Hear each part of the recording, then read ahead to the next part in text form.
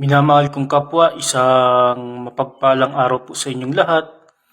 Sa bidyong ito, pag-uusapan natin ang isa sa pinakamagandang humilya ni Arsobispo Socrates Villegas. So bago po tayo magsimula ay magdasal po muna tayo. Sa ngalan ng Ama, ng Anak at ng Espiritu Santo. Amen. Lord God, sana po ay tulungan at gabayan mo po kami sa gagawin namin ngayong araw na ito na pag-aaral at pagsasariwa ng iyong mga banal na salita. Sana Lord God ay patawarin mo po kami sa aming mga kasalanan at tulungan mo po kaming mapalapit sa iyo at nawa ay mamuhay kami ayon sa iyong pag-ibig. Hinihiling namin ito sa pamamagitan ni Kristo na aming mahal na Panginoon. Amen. So minamahal kong kapwa,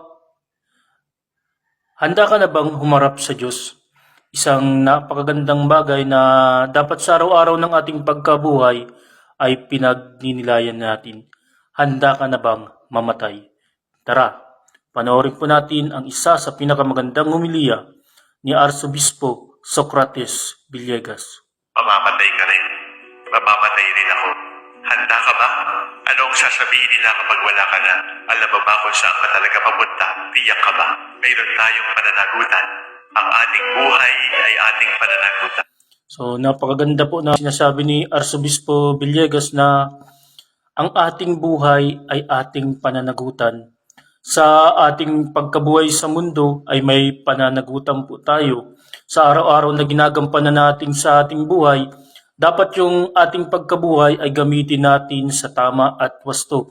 Dapat hindi tayo namumuhay sa kasamaan. Yung pamumuhay natin ay may direksyon, may liwanag at ang buhay nating tinatahak ngayon ay napapalapit tayo sa mahal na Diyos.